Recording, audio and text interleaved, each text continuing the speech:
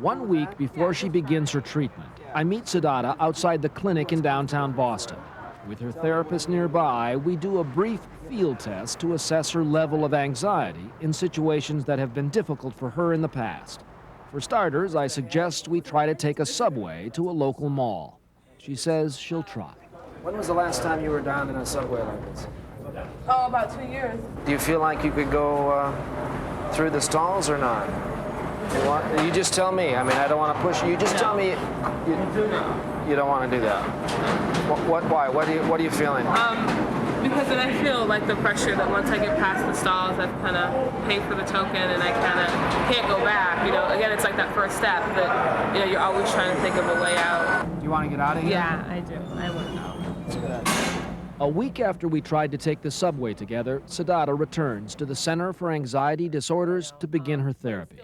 The first 3 sessions focus on panic control treatment to help Siddhartha understand the nature of anxiety and how to deal with the fearful thoughts she often gets during a panic attack. In some ways, it takes a leap of faith. The patient is so very fearful, and you're having them confront their worst fears. In some respects, what you're really trying to do here is you're bringing her right to the brink of feeling panic. What if she has a meltdown? What if she has a panic attack right there? Well, she will likely have a panic attack. But will that mean a meltdown? I don't think so. Finally, a sort of panic attack chaser. Siddhartha is asked to drink an entire bottle of caffeinated water to actually heighten her anxiety so she can more fully experience the exposure therapy. We're going to start today. Where do you think we're going to start? In the elevator. Yeah. How do you feel about that? What's your anxiety from 0 to 10? Like 10. For Siddhartha, like some other agoraphobics, elevators feel like vertical tombs. She hasn't used one in years. Ready? She'll take the stairs or nothing at all. You can do it. But not today. Okay. It's okay. Just step in. As it turns out, getting in is the easy part. What's your worst fear? That we'll get stuck. And then what?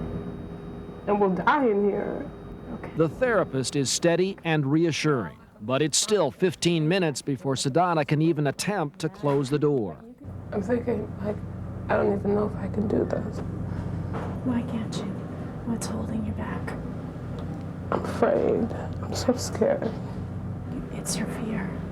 This is hard. Under therapist Sandra Baker's guidance, Siddhartha experiences a full-fledged panic attack.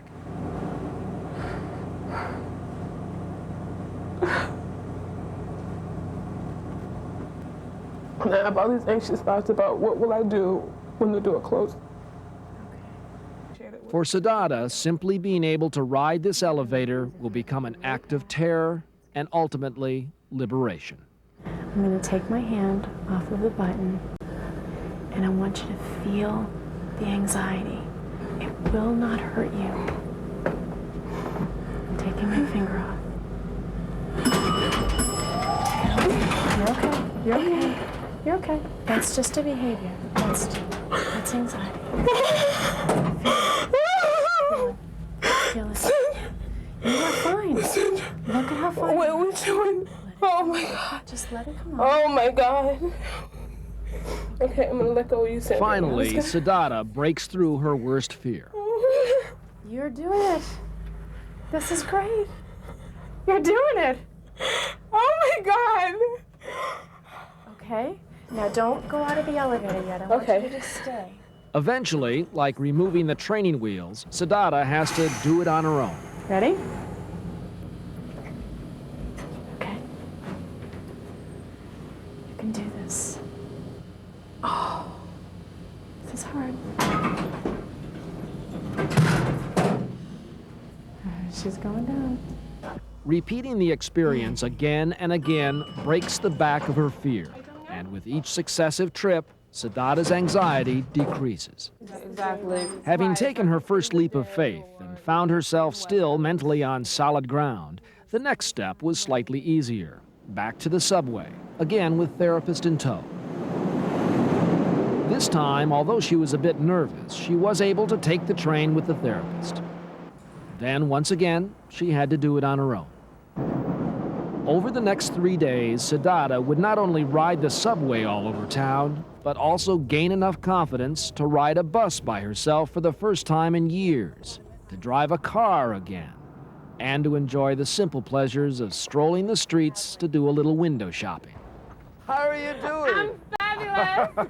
By the time I caught up with her at the Prudential Center in downtown Boston, Siddhartha seemed like a very different person from the young woman I'd met just a couple of weeks earlier. I can just see the way you walk I know. has a little more spring in your step. Yeah.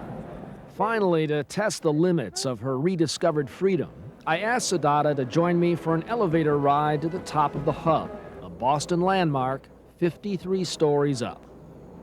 Are you ready? Are you ready? I am. I really, really am. I think I'm more nervous than you are at this Sure point. you are.